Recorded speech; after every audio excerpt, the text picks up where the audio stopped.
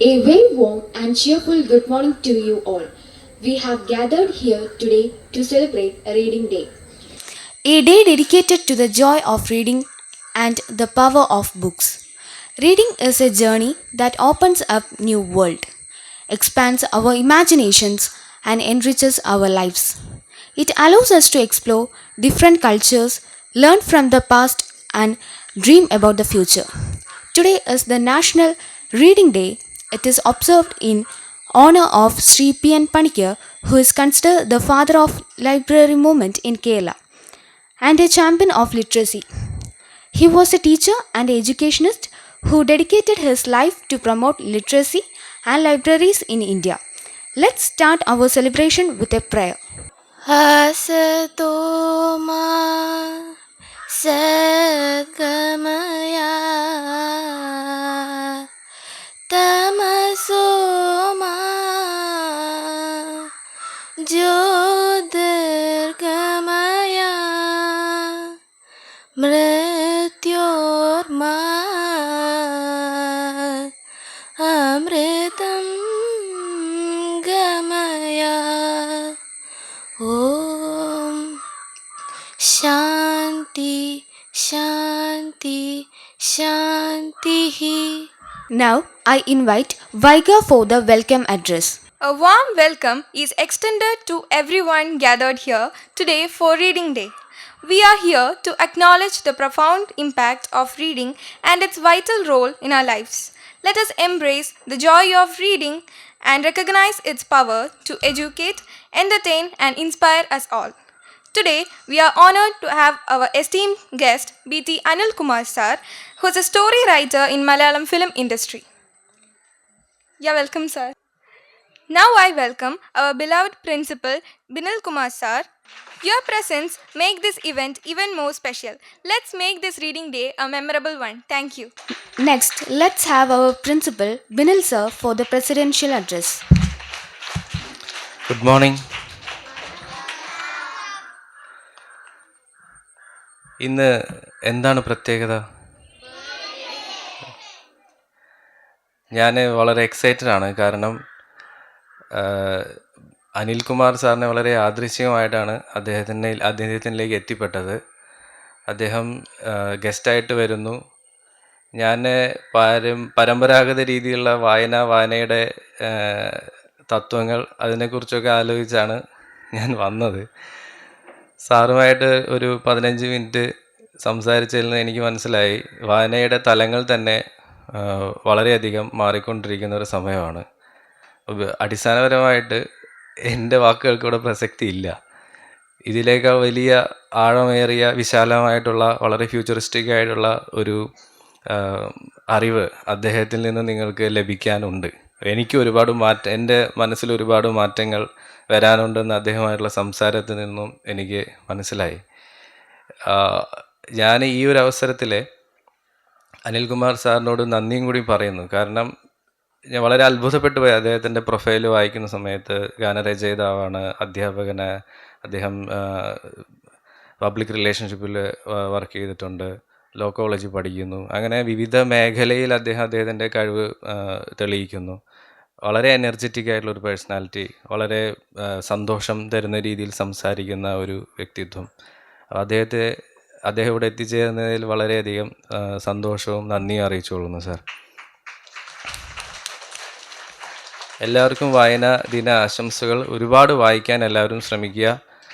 എന്നെ സംബന്ധിച്ചിടത്തോളം വായന വളരെ കുറഞ്ഞു തുടങ്ങിയ സമയമാണ്. പക്ഷേ നിങ്ങൾക്ക് വായിച്ചു തുടങ്ങേണ്ട സമയമാണ്. അതുകൊണ്ട് നിങ്ങൾ വളരെയധികം വായിക്കാൻ ശ്രമിക്കുക, വായനയിലൂടെ വളരുക.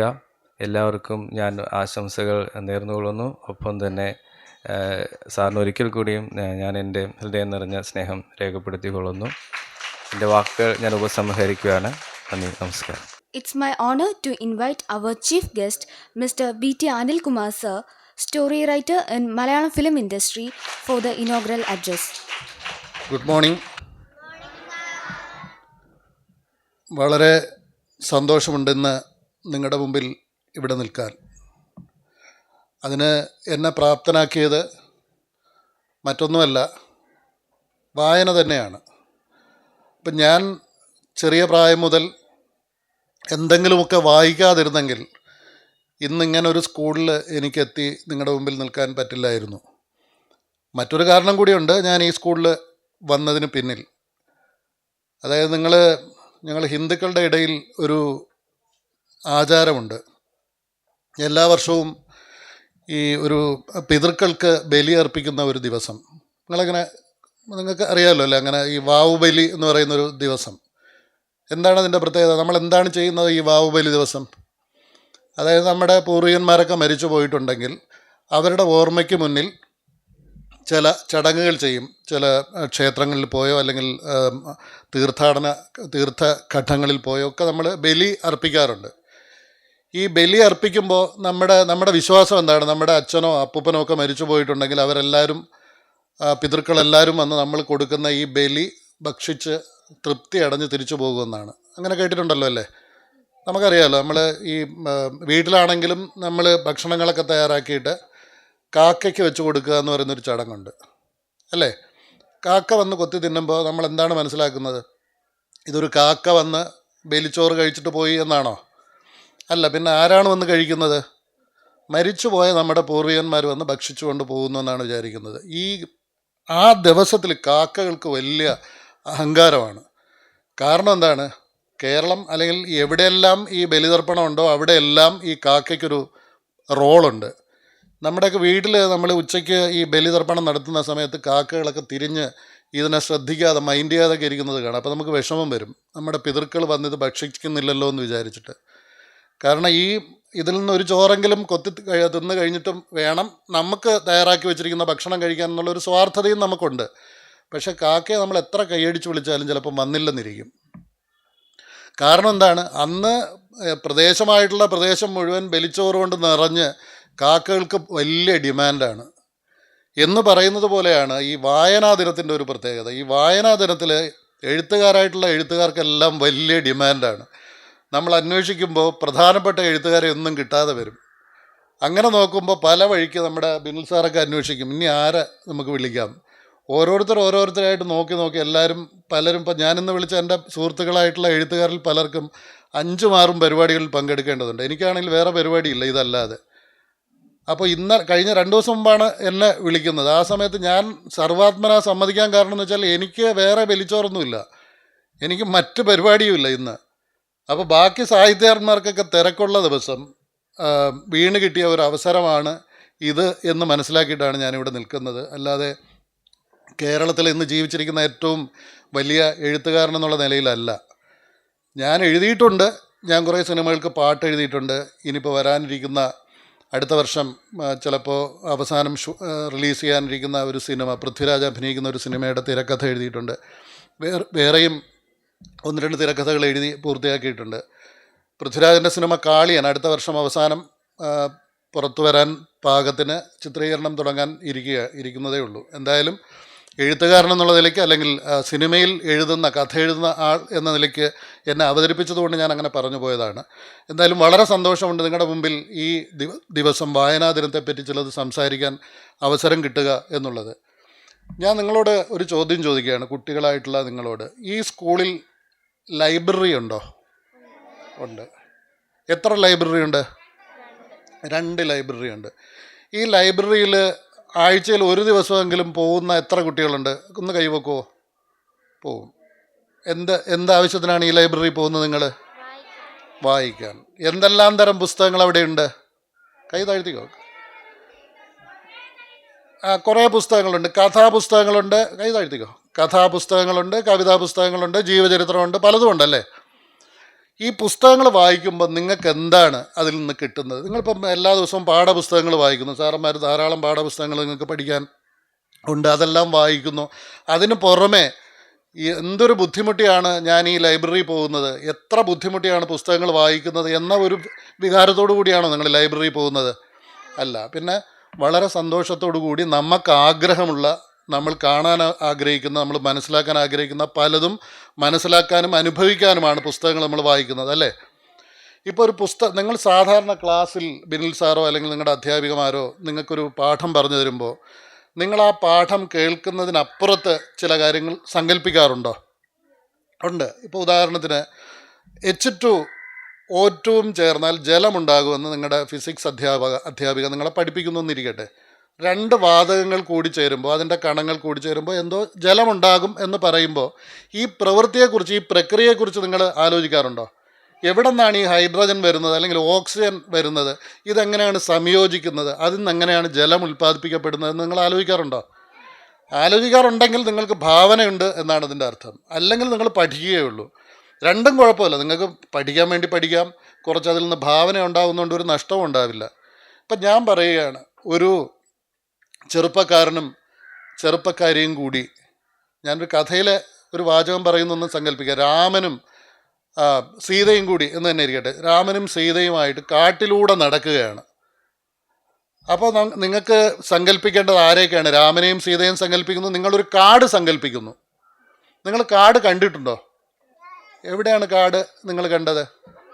പൊന്മുടി പോയി കാട് കണ്ടിട്ടുണ്ട്. പക്ഷെ പൊന്മുടി പോകാതെ കാട് കാണാൻ പറ്റുന്ന അവസരമാണ് ആര് തരുന്നത്? പുസ്തക വായന തരുന്നത്. ഈ പൊന്മുടിയിൽ പോയി കാട് കാണുമ്പോൾ നമ്മൾ കാണുന്നത് ആ കാട് മാത്രമാണ്, അല്ലേ? നിങ്ങളൊരു സിനിമയിൽ ഒരു കാട് കാണുന്നു, നിങ്ങൾ ബാഹുബലി സിനിമയിൽ കാട് കാണുന്നു, അല്ലേ? അല്ലെങ്കിൽ നിങ്ങളൊരു അനിമേഷൻ കഥയിൽ ഒരു കാട് കാണുന്നു. നിങ്ങൾ കാണുന്നത് അത്രയും കാട് മാത്രമാണ്, ശരിയല്ലേ? നിങ്ങൾ കാണുന്നു. ഇപ്പോൾ ഇവിടെ ഈ മരം നിൽക്കുന്നു, നിങ്ങൾ എല്ലാവരും ഈ മരം നോക്കിയാൽ ഈ മരം നിങ്ങൾ കാണുന്നു, ശരിയല്ലേ? പക്ഷേ ഈ മരം ഇതൊരു പ്ലാവാണെങ്കിൽ, ഞാൻ നിങ്ങളോടൊരു പ്ലാവിൻ്റെ കഥ പറഞ്ഞാൽ നിങ്ങളുടെ മനസ്സിൽ രൂപപ്പെടുന്നത് ഓരോ പ്ലാവായിരിക്കും. എല്ലാവരും കാണുന്നത് ഒരേ പ്ലാവായിരിക്കില്ല. അതാണ് വായനയുടെ പ്രത്യേകത, ശരിയല്ലേ? നിങ്ങൾ കാട്ടിലൂടെ രാമനും സീതയും നടക്കുന്നുവെന്ന് നിങ്ങളൊരു പുസ്തകത്തിൽ വായിക്കുമ്പോൾ നിങ്ങൾ കാണുന്ന കാട് നിങ്ങളുടെ ഓരോ മനസ്സിലും നിങ്ങൾ രൂപപ്പെടുത്തി വയ്ക്കുന്ന കാടാണ്, ശരിയല്ലേ? ഒരു പുഴ ഒഴുകുന്നു, അതിലേക്കൊരു കുട്ടി വീണു പോകുന്നു എന്ന് പറയുമ്പോൾ ഇത്രയും കുട്ടികളിരിക്കുമ്പം നിങ്ങൾ കാണുന്നത് ഇത്ര മാത്രം പുഴകളായിരിക്കും, ഒരു പുഴയല്ല കാണുന്നത്. കാരണം നമ്മൾ എവിടെയോ മനസ്സിലാക്കിയ ഒരു തവണ മാത്രം കണ്ടുപോയ ഏതോ ഒരു പുഴയെ അതിന് കുറേ കൂടി ഭീകരതയൊക്കെ കൊടുത്ത് നമ്മൾ സങ്കല്പിക്കും. കടൽ എന്ന് പറയുമ്പോൾ നമ്മൾ നേരിട്ട് കാണുന്ന കടലല്ല, നമ്മൾ വായിക്കുമ്പം കിട്ടുന്ന കടൽ. ഞാൻ പറയുന്നത് മനസ്സിലാവുന്നുണ്ടെങ്കിൽ മനസ്സിലാവുന്നുണ്ടെന്ന് പറ. മനസ്സിലാവുന്നുണ്ടോ? അതായത് ഇപ്പം ഇന്നിവിടെ വായനാ ദിനത്തെപ്പറ്റി പറയാൻ വരും എന്ന് നിങ്ങൾ ഇന്നലെ കേട്ടു എന്നിരിക്കട്ടെ. അപ്പോൾ അനിൽകുമാർ എന്ന് പറയുന്ന ഒരാൾ വരും എന്ന് പറയുമ്പോൾ നിങ്ങൾ ഇന്നലെ എന്നെ കണ്ടിട്ടില്ല, പക്ഷെ നിങ്ങൾ സങ്കല്പിക്കുന്നത് വളരെ ക്രൂരനും, അല്ലേ, ആജാനബാഹുവും അല്ലെങ്കിൽ ഊശാന്താടിയൊക്കെ ഉള്ള ഒരു സാഹിത്യകാരനായിട്ടുള്ള ഒരു മനുഷ്യൻ, ഒരു വൃദ്ധൻ അല്ലെങ്കിൽ ഒരു പടുവൃദ്ധൻ, അല്ലെങ്കിൽ വളരെ ചെറുപ്പക്കാരനായിട്ടുള്ള ഒരാൾ വന്ന് നിൽക്കുമെന്നൊക്കെ നിങ്ങൾ ആയിരക്കണക്കിന് രൂപങ്ങൾ സങ്കല്പിക്കും. പക്ഷെ അങ്ങനെ സങ്കല്പിക്കുന്ന ഒരാൾ ആയിരിക്കില്ല അടുത്ത ദിവസം നിങ്ങൾക്ക് അനുഭവപ്പെടുന്നത്. ഇത് തന്നെയാണ് വായനയിലൂടെ നമുക്ക് കിട്ടുന്ന ഏറ്റവും പ്രധാനപ്പെട്ട ഒരു സിദ്ധി. അതായത് വായന നമ്മുടെ ഭാവനകളെ വികസിപ്പിക്കുന്നു, നമുക്ക് സ്വയം ചില കാര്യങ്ങൾ ചിന്തിച്ചെടുക്കാൻ, നമുക്ക് മനസ്സിൽ വരച്ചെടുക്കാൻ നമ്മളെ പ്രേരിപ്പിക്കുന്നു. ഇന്നിപ്പോൾ ഇവിടെ നമ്മുടെ സ്വാഗതം ആശംസിച്ച കുട്ടി പറഞ്ഞു, PN പണിക്കർ എന്ന് പറയുന്ന ഒരാളാണ്, അല്ലെങ്കിൽ അദ്ദേഹത്തിൻ്റെ ഓർമ്മയ്ക്ക് മുന്നിലാണ് നമ്മൾ ഈ വായനാ ദിനം കൊണ്ടാടുന്നത്. PN പണിക്കർ എന്ന് കേട്ടിട്ടുണ്ടോ നിങ്ങൾ? ആരാണ് കേട്ടിട്ടില്ല? കേട്ടിട്ടുള്ളവരും ഇല്ലാത്തവരുണ്ട്. ഇപ്പം കേട്ടല്ലോ PN പണിക്കർ. അങ്ങനെ ഒരു മനുഷ്യൻ കേരളത്തിലുണ്ടായിരുന്നു, ഒരു അധ്യാപകനായിരുന്നു. അദ്ദേഹം ഗ്രന്ഥശാല പ്രസ്ഥാനത്തിൻ്റെ ആവിഷ്കർത്താക്കളിൽ പ്രധാനപ്പെട്ട ഒരാളാണ്. ഗ്രന്ഥശാലകളെന്ന് പറയുമ്പോൾ നമ്മളിപ്പോൾ വായിക്കുന്ന ലൈബ്രറി തന്നെയാണ്. ഓരോ നാട്ടിൻപുറത്തും ഒരു പുസ്തക ശേഖരം ഉണ്ടാവണമെന്നും അത് വായിക്കണമെന്നും അതിലൂടെ പുതിയ ഭാവനകൾ ഉണ്ടാവണമെന്നും ആവശ്യപ്പെട്ട ഒരു എഴുത്തുകാരനായിരുന്നു, ഒരു സാമൂഹ്യ പ്രവർത്തകനും കൂടി ആയിരുന്നു PN പണിക്കർ. PN പണിക്കർ മലയാളിയാണ്. ഇപ്പം ഇന്ന് ഏത് ദിവസമാണ്? ഇന്ന് ജൂൺ 19 ജൂൺ 19 വായനാ ദിനമായിട്ട് ആചരിക്കുന്നത്. കാരണം ജൂൺ 19 എന്ന് പറയുന്നത് പ്രധാനപ്പെട്ട ഒരു ദിവസമായി മാറിയത് PN പണിക്കരുടെ ഓർമ്മ ദിനം എന്നുള്ള നിലയ്ക്കാണ്. കേരളത്തിൽ മാത്രമല്ല, ഇന്ത്യയിലും വായനാ ദിനം കൊണ്ടാടുന്നത് ഏത് ദിവസമാണ്? ഇന്ത്യയിലെ വായനാ ദിനം എന്നാണ്. ഇപ്പോൾ കേരളത്തിൽ വായനാ ദിനം എന്ന് പറയുന്നത് ജൂൺ 19. ദേശീയ വായനാ ദിനം എന്നാണ്. ഇന്ത്യ ഒന്നാകെ, കേരളത്തിന് പുറത്തും ഇന്ത്യയിൽ ഉടനീളവും വായനാ ദിനം എന്ന് പറയുന്ന ആചരിക്കുന്നത് ഏത് ദിവസമാണ്? ഇന്ന് തന്നെയാണ്. PN പണിക്കരുടെ സ്മരണ ഇന്ത്യ മുഴുവൻ വായനാ ദിനമായിട്ട് ഇന്ന് ആഘോഷിക്കുന്നു. ഇന്ന് മാത്രമല്ല, കേരളത്തിലാണെങ്കിൽ ഇന്ന് തുടങ്ങി ഒരാഴ്ചക്കാലം നീണ്ടു നിൽക്കുന്ന വായനാ ദിനമാണ്, ശരിയല്ലേ? ഇനി സാറ് നേരത്തെ സൂചിപ്പിച്ച കാര്യം, നിങ്ങൾ വായിക്കുന്നത്, പുസ്തകം എടുത്ത് വീട്ടിൽ കൊണ്ടുപോയി വായിക്കുന്ന ശീലം നിങ്ങൾക്ക് എത്ര പേർക്കുണ്ട്? പുസ്തകം ഇവിടെ ലൈബ്രറി ഉണ്ടല്ലോ, വീട്ടിൽ കൊണ്ടുപോയി വായിക്കും. ആരെങ്കിലും ഒരാൾ ഈ അവസാനം വായിച്ച ഒരു പുസ്തകത്തെ പറ്റി എനിക്കൊരു 2 സെൻറ്റൻസ് പറഞ്ഞു തരൂ. ഏതെങ്കിലും ഒരാൾ ഒന്ന് പറഞ്ഞോ മോനെ. നീ അവസാനം വായിച്ച ഒരു പുസ്തകം ആർക്ക് വേണമെങ്കിലും പറയാം, വെറുതെ ഒന്ന് കേൾക്കാൻ ഒരാഗ്രഹം കൊണ്ടാണ്. നമ്മൾ ഏറ്റവും ഒടുവിൽ വായിച്ച ആര് പറയും? പറഞ്ഞോ, ഇവിടെ വന്ന് പറയാം. ഇങ്ങ് വാ, നീയും വാ, രണ്ടുപേരും വാ. നമ്മൾ വായന ഇല്ലാതാവുന്ന കാലം എന്നൊക്കെ പറഞ്ഞാലും കുട്ടികൾ വായിക്കുന്നു, വായനയെപ്പറ്റി സംസാരിക്കാൻ തയ്യാറാകുമെന്ന് പറയുന്നതിൽ വളരെ സന്തോഷമുണ്ട്. എന്താണ് പേര്? ദിയ. ദിയ അവസാനം വായിച്ച ഒരു പുസ്തകത്തെപ്പറ്റി, ആ പുസ്തകത്തിൽ ഇഷ്ടപ്പെട്ട ചില അംശങ്ങളെപ്പറ്റി ചില കാര്യങ്ങൾ പറയുമോ കൂട്ടുകാരോട്? ഒന്ന് പറഞ്ഞോ. അറിഞ്ഞൂടെ കുഴപ്പമില്ല, ഇംഗ്ലീഷിൽ പറഞ്ഞു. ഭാഷ പ്രശ്നമല്ല, ഏത് ഭാഷയിലും പറയാം. I read Annette Britton's book, Secret 7. What attracted you most from that book? Part 12. Part 12.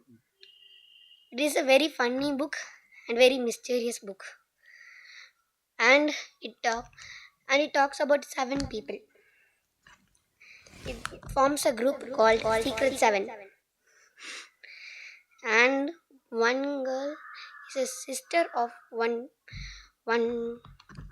boy in that group. Her name is Susie. And she is always funny and annoying. She annoys that group with her friend Blinky. That's all. Thank you. അടുത്ത ആളിൻ്റെ കൂടെ കേട്ടിട്ട് നമുക്ക് സംസാരിക്കാം. വാ, എന്താണ് പേര്? കാശിനാഥ് അവസാനം വായിച്ച പുസ്തകത്തെ പറ്റി നിങ്ങളോട് പറയും. The biography of Bruce Lee, the greatest fighter and the actor. He and I know that his different names. Siphon, Little Phoenix, like that. It was most enjoyable, and it's funny. And I study that what is his effort in that place. Thank you. Thank you very much Kashinath and Diya. 2 കുട്ടികൾ, നിങ്ങളുടെ സ്കൂളിലുള്ള 2 കുട്ടികൾ വായിച്ച അവസാനത്തെ 2 പുസ്തകങ്ങൾ അവരുടെ ഹൃദയത്തിൽ തൊട്ട് പറഞ്ഞത് നിങ്ങൾ കേട്ടല്ലോ. കാശിനാഥ് വായിച്ച പുസ്തകം ഞാൻ കേട്ടിട്ടുള്ള പുസ്തകമാണ്, ബ്രൂസ്ലിയെക്കുറിച്ചുള്ളൊരു പുസ്തകം. മറ്റത് എനിക്കറിയാത്തൊരു പുസ്തകമാണ്. ഈ 2 പുസ്തകവും അവർക്ക് എത്രമാത്രം ആഹ്ലാദം നൽകി എന്ന് അവരുടെ പറച്ചിലിൽ നിന്ന് നിങ്ങൾക്ക് മനസ്സിലായി. നിങ്ങളൊരു സിനിമ കാണുന്നത് പോലെ അല്ല ഒരു പുസ്തകം വായിക്കുന്നത്. സിനിമ കാണുമ്പോൾ നിങ്ങൾക്ക് നേരത്തെ ചിത്രീകരിച്ച പരിമിതമായിട്ടുള്ള ദൃശ്യങ്ങളാണ് നിങ്ങളുടെ മുമ്പിൽ അവതരിപ്പിക്കപ്പെടുന്നതെങ്കിൽ, നിങ്ങളൊരു പുസ്തകം വായിക്കുമ്പോൾ നിങ്ങൾക്ക് നിങ്ങളുടെ ഭാവനയ്ക്കനുസരിച്ച് അതിവിസ്തൃതമായിട്ടുള്ള ലോകത്തിലേക്ക് സഞ്ചരിക്കാൻ സാധിക്കും. മാത്രമല്ല, നിങ്ങളൊരു പുസ്തകം ഒരു ദിവസത്തിൽ ഒരു പേജ് വായിച്ചാൽ അല്ലെങ്കിൽ നിങ്ങളൊരു പുസ്തകം നിങ്ങളുടെ വീട്ടിൽ വാങ്ങിക്കൊണ്ട് വെച്ചാൽ അത് വായിച്ചു തീരുമ്പോൾ നിങ്ങളുടെ വീട്ടിൽ 10 പുസ്തകങ്ങൾ ഉള്ള ഒരു ബലമാണ് ഉണ്ടാവുക. എന്തുകൊണ്ടാണ് അങ്ങനെ പറയുന്നത്? നിങ്ങളൊരു പുസ്തകം, കാശിനാഥ് ഒരു പുസ്തകം, ബ്രൂസ്ലിയുടെ പുസ്തകം വായിച്ചാൽ കാശിനാഥിന് 10 പുസ്തകങ്ങൾ വായിച്ച ഒരു ഇഫക്റ്റ് ഉണ്ടാവും. കാരണം ഈ ബ്രൂസ്ലിയുടെ ആത്മകഥയോ അല്ലെങ്കിൽ ജീവിതചരിത്രമോ വായിക്കുമ്പോൾ കാശിനാഥ് സങ്കല്പിക്കുന്ന കുറേ കാര്യങ്ങൾ കൂടി ചേർത്തൊരു വലിയ പുസ്തകമായിട്ടത് പരിണാമം, ആ പുസ്തകത്തിന് മാറ്റമുണ്ടാവും. നമ്മൾ എഴുതി വച്ചിരിക്കുന്ന പുസ്തകമല്ല, ആ പുസ്തകത്തിൽ പുതിയ പേജുകൾ കൂട്ടിച്ചേർക്കപ്പെടും. ആ പുസ്തകത്തിൽ കാശിനാഥിൻ്റെ ഭാവനയും കൂടി കൂട്ടിച്ചേർക്കപ്പെടും. കാശിനാഥ് കാണുന്ന ബ്രൂസ്ലി യഥാർത്ഥ ബ്രൂസ്ലി ആവണമെന്നില്ല. ആരാണ് ഈ ബ്രൂസ്ലി? അത് കാശിനാഥിനോട് ചോദിച്ചാൽ പറഞ്ഞുതരും, അല്ലെങ്കിൽ ആ ലൈബ്രറിയിൽ പോയി ആ പുസ്തകം എടുത്ത് വായിച്ചാൽ നിങ്ങൾക്ക് മനസ്സിലാവും. ലോകത്തെ ഏറ്റവും അറിയപ്പെടുന്ന ഗുസ്തി വീരന്മാരിൽ ഒരാളാണ് ബ്രൂസ്ലി. ഞങ്ങളുടെയൊക്കെ ചെറിയ പ്രായത്തിൽ ബ്രൂസ്ലി സിനിമകൾ കാണാൻ നമുക്ക് താല്പര്യമുണ്ടായിരുന്നു. ജാക്കി ചാൻ എന്ന് നിങ്ങൾ കേൾക്കുന്നത് പോലെ ബ്രൂസ്ലി ആരാധിക്കുന്ന ഒരു വലിയ സമൂഹം അന്നും ഇന്നും ലോകത്തിൻ്റെ എമ്പാടും ഉണ്ട്. അപ്പോൾ ഈ വായനയിലൂടെ നമുക്ക് മറ്റൊരു ഗുണവും കൂടി ഉണ്ടാവും. അതും കൂടി പറയാം ഞാൻ. അതായത് നിങ്ങൾക്ക് പുതിയ കൂട്ടുകാരെ കിട്ടും. നിങ്ങളൊരു പുസ്തകം വായിക്കുമ്പോൾ ആ പുസ്തകത്തിനകത്തുള്ള 100 കൂട്ടം കഥാപാത്രങ്ങൾ നിങ്ങൾക്കൊപ്പം സഞ്ചരിക്കും. ഇപ്പോൾ ഒരു സങ്കടമുള്ള ഒരു കഥാപാത്രം, ഒരു അമ്മ നഷ്ടപ്പെട്ട മകളെക്കുറിച്ചുള്ള ഒരു കഥ ഞാൻ വായിക്കുമ്പോൾ ഞാൻ എൻ്റെ അമ്മയെക്കുറിച്ച് ഓർമ്മിക്കും. ഞാൻ ആ മകളായിട്ട് സ്വയം മാറും, അല്ലെങ്കിൽ ആ മകനായിട്ട് മാറും. ഞാൻ അവളുടെ വേദന സ്വയം അനുഭവിക്കും. ഞാൻ ആ വേദനയിൽ പങ്കുകൊള്ളും. ഞാൻ അവളെ സമാശ്വസിപ്പിക്കും. സമാനമായിട്ടുള്ള സങ്കടങ്ങൾ എന്നെ ഗ്രസിക്കുമ്പോൾ ഞാൻ തീർച്ചയായിട്ടും ആ പെൺകുട്ടിയെ ഓർമ്മിക്കും. അവളത് അതിജീവിച്ച മാർഗങ്ങളെക്കുറിച്ച് ഞാൻ ചിന്തിക്കും. എനിക്ക് കൂടുതൽ ആത്മവിശ്വാസത്തോടെ അത്തരം സന്ദർഭങ്ങളെ അതിജീവിക്കാനുള്ള ശേഷി കിട്ടും. അപ്പോൾ വായനയെക്കുറിച്ച് ഞാൻ കൂടുതൽ പറയേണ്ട കാര്യങ്ങളില്ല. നിങ്ങൾ പുസ്തകത്തിൽ വായിച്ചാലും നിങ്ങളുടെ മൊബൈലിൽ കിൻഡിൽ പോലുള്ള ടൂൾസ് ഉപയോഗിച്ച് നിങ്ങൾ പുതിയ പുതിയ പുസ്തകങ്ങൾ വായിച്ചാലും വായന എന്ന് പറയുന്നത് ഒരിക്കലും അവസാനിക്കാതിരിക്കണം. നിങ്ങളുടെ ജീവിതത്തിൽ നിങ്ങൾ ദിവസം ഒരു പേജെങ്കിലും, ഒരു കഥയോ ഒരു കവിതയോ ഒരു ആത്മകഥയോ ഒരു ജീവചരിത്രമോ അതിൻ്റെ ഒരു പേജെങ്കിലും നിങ്ങൾ വായിച്ചാൽ നിങ്ങൾക്ക് പഠനത്തിന് പുറമെ നിങ്ങളൊരു വിസ്തൃത ലോകം നിങ്ങളുടെ മുമ്പിൽ അനാവൃതമാവും. നിങ്ങൾക്ക് കൂടുതൽ വ്യക്തികളുമായിട്ട് ചിരപരിചയമുണ്ടാവും. നിങ്ങളിപ്പോൾ പഠിക്കുന്ന പാഠങ്ങളിൽ, മലയാളം പാഠപുസ്തകങ്ങളിൽ അതിൻ്റെ പഠന പ്രവർത്തനങ്ങളുടെ ഭാഗമായിട്ട് നിരവധി പുസ്തകങ്ങൾ വായിക്കാൻ അധ്യാപികമാർ ആവശ്യപ്പെടും. ആ പുസ്തകങ്ങളിൽ ഒരുപക്ഷെ നിങ്ങൾ മാധവിക്കുട്ടിയുടെ കഥകൾ വായിക്കും, നിങ്ങൾ വൈക്കം മുഹമ്മദ് ബഷീറിൻ്റെ കഥകൾ വായിക്കും. ഈ കഥകൾ നിങ്ങളെ കുറെ കൂടി നല്ല മനുഷ്യരാക്കാൻ പ്രേരിപ്പിക്കും. വൈക്കം മുഹമ്മദ് ബഷീറിൻ്റെ ഒരു കഥ ഞാനിവിടെ നിങ്ങൾക്ക് സജസ്റ്റ് ചെയ്യാം, നിങ്ങൾ വായിക്കണം. പ്രത്യേകിച്ച് നമ്മൾ വീട്ടിൽ പോയി നമുക്ക് കിട്ടുന്നതൊന്നും പോരാ എന്നാവശ്യപ്പെട്ട് നമുക്ക് കിട്ടുന്ന ഭക്ഷണം വീട്ടിൽ നിന്ന് കുഴിമന്തി വാങ്ങിത്തന്നാൽ നിങ്ങൾ പറയും ഇത് പോരാ, ഇതിനേക്കാൾ നല്ല ഭക്ഷണമാണ് അപ്പുറത്തെ വീട്ടിൽ കൊടുക്കുന്നത്, എനിക്കത് വാങ്ങിത്തരാത്തത് എന്താണ്. ബിരിയാണി വാങ്ങിത്തന്നാൽ അത് പോരാ. ഇപ്പോൾ ഏതൊരു കുട്ടി സ്കൂളിൽ ബിരിയാണി വേണമെന്ന് പറഞ്ഞിട്ട് ടീച്ചർ നമ്മുടെ വിദ്യാഭ്യാസ മന്ത്രി എല്ലാ സ്കൂളിലും ബിരിയാണിയും കൂടി കൊടുക്കണം എന്ന് ഉത്തരവിട്ടു എന്ന് പറഞ്ഞതുപോലെ നമ്മൾ സാധാരണ കഴിക്കുന്നതിനേക്കാൾ കൂടുതൽ, അല്ലെങ്കിൽ നമ്മൾ സാധാരണ ധരിക്കുന്ന വസ്ത്രങ്ങളെക്കാൾ മെച്ചപ്പെട്ട വസ്ത്രം, നമുക്ക് നല്ല വാഹന സൗകര്യം, കൂടുതൽ ആർഭാടങ്ങൾ, ഇതെല്ലാം വേണമെന്ന് നമ്മൾ പറയുമ്പോൾ, നമ്മൾ ആഗ്രഹിക്കുമ്പോൾ വൈക്കം മുഹമ്മദ് ബഷീർ എന്ന് പറയുന്ന മഹാനായിട്ടുള്ള മലയാളത്തിൻ്റെ എഴുത്തുകാരൻ എഴുതിയ ജന്മദിനം എന്ന് പറയുന്ന ഒരു കൊച്ചു കഥ നിങ്ങൾ വായിക്കണം. ഞാൻ ആ കഥ ഇവിടെ പറയുന്നില്ല, നിങ്ങൾ ആ കഥ വായിച്ചു മനസ്സിലാക്കണം. നിങ്ങളുടെ ലൈബ്രറിയിൽ അല്ലെങ്കിൽ ബിനിൽ സാറ് വൈക്കം മുഹമ്മദ് ബഷീറിൻ്റെ സമ്പൂർണ്ണ സമാഹാരം വൈകാതെ ഇവിടെ വാങ്ങിത്തരും. നിങ്ങൾ അതിൽ നിന്ന് ഈ ജന്മദിനം എന്ന് പറയുന്ന കഥ വായിക്കണം. ഒരു മനുഷ്യൻ അദ്ദേഹത്തിൻ്റെ ജന്മദിനത്തിന് ഒരു നേരത്തെ ഭക്ഷണം കിട്ടാതെ അലഞ്ഞു തിരിഞ്ഞ് നടന്ന് അവസാനം ഭക്ഷണം കിട്ടുമ്പോൾ കണ്ണു നിറഞ്ഞു പോകുന്ന ഒരു കഥ. നിങ്ങളുടെ സൗകര്യങ്ങളെക്കുറിച്ച് ആലോചിക്കുമ്പോൾ നിങ്ങൾ മാധവിക്കുട്ടി എഴുതിയ നെയ്പ്പായസം എന്ന് പറയുന്ന കഥ വായിക്കണം. എങ്ങനെയാണ് മനുഷ്യർ ഈ സമൂഹത്തിൽ ജീവിക്കുന്നത് എന്ന് മനസ്സിലാക്കാൻ തീർത്തും ഭാവനയിൽ എഴുതപ്പെടുന്ന ഇത്തരം കഥകളും കവിതകളുമൊക്കെ നിങ്ങൾക്ക് കൂട്ടായി ഉണ്ടാവണം. ഇത് പറഞ്ഞ് ഞാൻ അവസാനിപ്പിക്കുന്നു. ഒപ്പം ഞാനൊരു കവിത കൂടി നിങ്ങളുടെ മുമ്പിൽ അവതരിപ്പിക്കാം. ഇത് നിങ്ങൾ വായിക്കുന്ന ബാലചന്ദ്രൻ ചുള്ളിക്കാടിൻ്റെ കവിതകൾ നിങ്ങൾ പഠിക്കുന്നുണ്ടാവും അല്ലേ? നിങ്ങൾക്ക് മലയാളത്തിൽ എത്ര കവികളുടെ പേരറിയാം? എത്ര കവികളുടെ പേരറിയാം? ചെറുശ്ശേരി എഴുത്തച്ഛൻ കുഞ്ചൻ നമ്പ്യാർ, പിന്നെ ഉള്ളൂർ ആശാൻ വള്ളത്തോൾ, പിന്നെ വള്ളത്തോൾ നാരായണ മേനോൻ, കുമാരനാശൻ, അത് പറഞ്ഞു. ആശാൻ, ഉള്ളൂർ, വള്ളത്തോൾ. ആരാണ്? വിഷ്ണുനാരായണ നമ്പൂതിരിയോ? ചെറുശ്ശേരി. എന്നിട്ട് ഇപ്പോൾ ഈ പുതിയ കാലത്തെ കവികളോ? ഇപ്പോഴും ആൾക്കാർ കവിതകൾ എഴുതുന്നില്ല ഇന്നത്തെ കാലത്തും. ഇവരെല്ലാവരും ഇപ്പം ജീവിച്ചിരിക്കാത്ത കവികളുടെ പേരാണ് നിങ്ങൾ പറഞ്ഞത്. ഇപ്പം ONV കുറുപ്പ് മരിച്ചുപോയ കവിയാണ്. ഇപ്പം ജീവിച്ചിരിക്കുന്ന കുറച്ച് കവികളുടെ പേര് പറയുമോ? ഇപ്പോഴും ജീവിച്ച് കവിതകൾ എഴുതി പാടി നടക്കുന്ന കുറേ കവികളെങ്കിലും നിങ്ങൾക്ക് അറിയട്ടെ. നിങ്ങളുടെ നാട്ടിലും ഉണ്ടല്ലോ. ഇപ്പം ഈ വിളപ്പിൽശാലയുടെ അടുത്തല്ലേ കാട്ടാക്കട എന്ന് പറയുന്ന സ്ഥലം. അപ്പം മുരുകൻ കാട്ടാക്കട എന്ന് പറയുന്ന കവിയെ നിങ്ങൾ കേട്ടിട്ടില്ലേ? അങ്ങനെ ഒരു കവിയുണ്ട്. അതുപോലെ തന്നെ വേറെ ആരുണ്ട്? ഇപ്പം ബാലചന്ദ്രൻ ചുള്ളിക്കാട് എന്ന് പറയുന്ന പ്രസിദ്ധനായിട്ടുള്ള കവിയുണ്ട്. ഇന്നത്തെ കാലത്തും ജീവിക്കുന്നു. ഇപ്പോൾ കവിത എഴുത്തും കുറച്ചിട്ട് സീരിയലിലും സിനിമയിലൊക്കെ ധാരാളം അഭിനയിക്കുന്നു. അപ്പോൾ ഇന്നത്തെ കാലത്തെ കവികളെയും പുതിയ കാലത്തെ കവികളെയും കഥാകൃത്തുക്കളെയും എഴുത്തുകാരെയും കൂടി നിങ്ങൾ പരിചയപ്പെടാൻ നിങ്ങളുടെ ലൈബ്രറിയുടെ സൗകര്യം പ്രയോജനപ്പെടുത്തണം. ഞാനൊരു കവിത ചൊല്ലാം. പ്രാർത്ഥന എന്നാണ് ഈ കവിതയുടെ പേര്.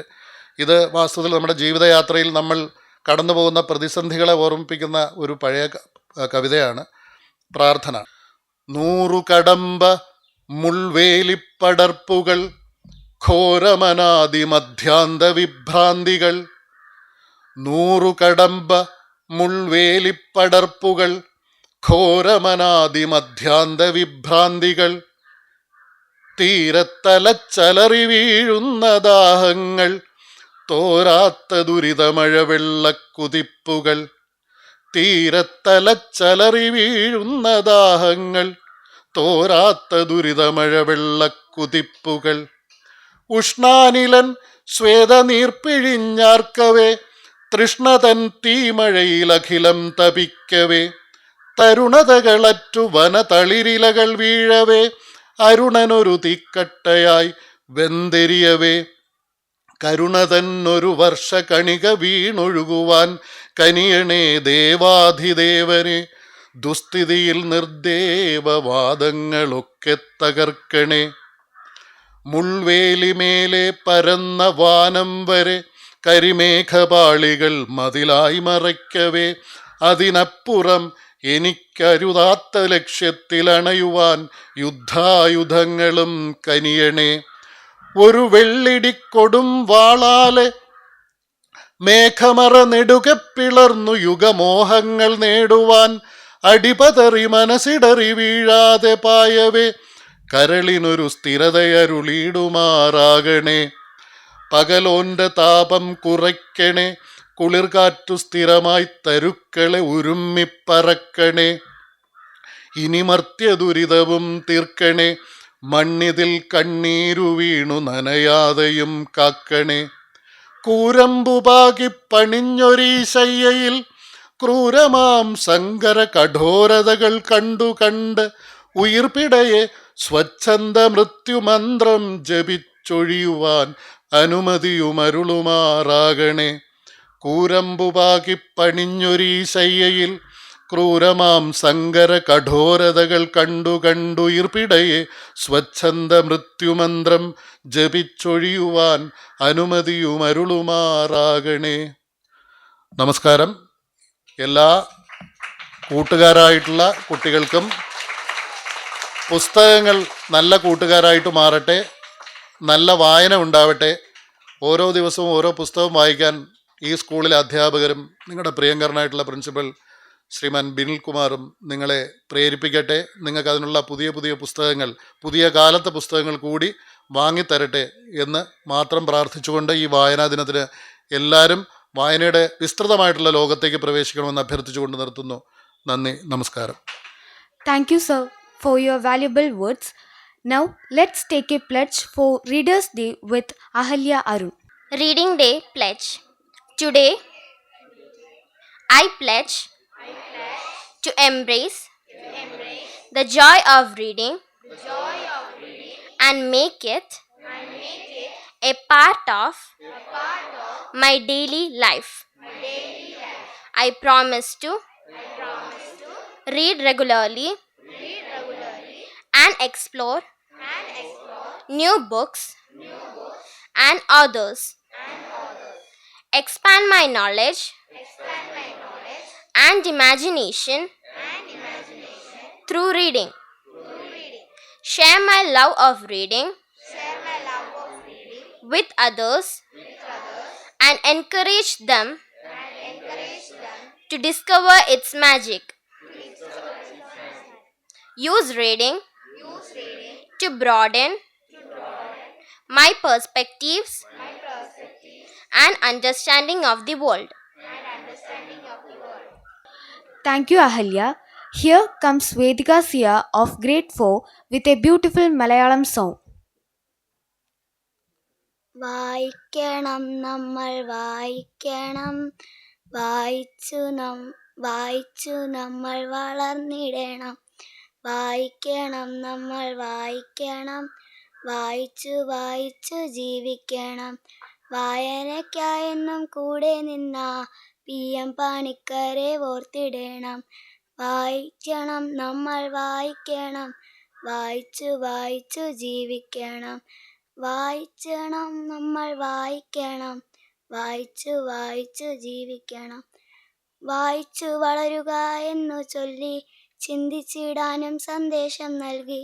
വായിച്ചു വളരുക എന്നു ചൊല്ലി ചിന്തിച്ചിടാനും സന്ദേശം നൽകി.